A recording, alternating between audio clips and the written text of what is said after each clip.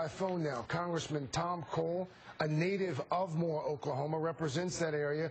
Congressman, this the second time in less than 2 weeks your hometown has taken a direct hit. I would imagine this is unprecedented in your lifetime, no? It really is. We certainly had a lot of storms, but to have this severity back-to-back, and the damage is now basically spread through the whole city. I was out this morning. I'm in my own house now, which has no power, and the back fence is down, and there's a lot of debris in the yard. We're pretty lucky, but there are a lot of, now more people have lost their roofs and considerable damage. People that were trying to clean up, as your report suggested, have had their problems compounded. So, and the flooding is real and genuine through various parts of the city and the southern Oklahoma City metro area. So it's an extraordinarily difficult time for us. What's the first order of business for officials on the ground there with regards to the recovery and the rebuilding now? Well, the first thing, of course, is to see what additional areas were damaged, to get the power back up and running. We, of course, lost that on May 20th for several days. It was just about all back. Now it's basically all gone again.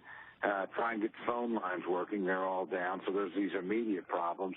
Try and help people and get the debris cleaned up and, frankly, just start picking up and moving forward again. But, again, this was a pretty major setback when you're already a little bit down and out.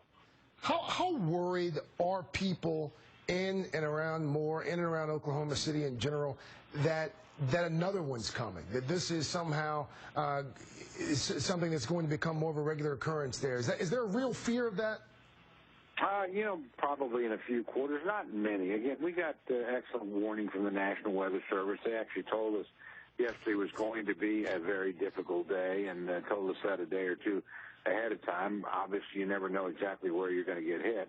But, they seem to be suggesting now the weather patterns are breaking a little bit, and we're going to have maybe a little bit of a breather. But this is tornado season for us. It's not unusual, April through June. So this is actually the height of it, and people learn to live with that and are generally pretty well prepared. But, again, back-to-back hits of the magnitude we had are unusual. Congressman, only 2 of Oklahoma's 7-person congressional delegation voted in favor of a disaster aid after Superstorm Sandy. You were one of those 2. Do you expect another fight over federal disaster aid when Congress comes back from recess Monday? I don't. I think actually one of the benefits of the Sandy package was not only to help the people that needed help in the affected states in the Northeast, but it refilled the disaster relief fund. And as difficult as this is, there's over $11 billion in that.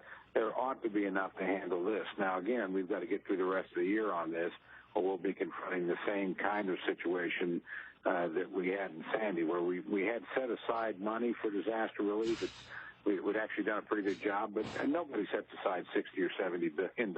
So that was, just a very unusual occurrence. I'm hopeful that won't be the case here, and that we'll have enough money already appropriated or next year's appropriation to deal with our problems. Oklahoma Congressman Tom Cole. Congressman, good luck to you. Hey, Craig, thanks a lot. Thanks for the concern and the interest.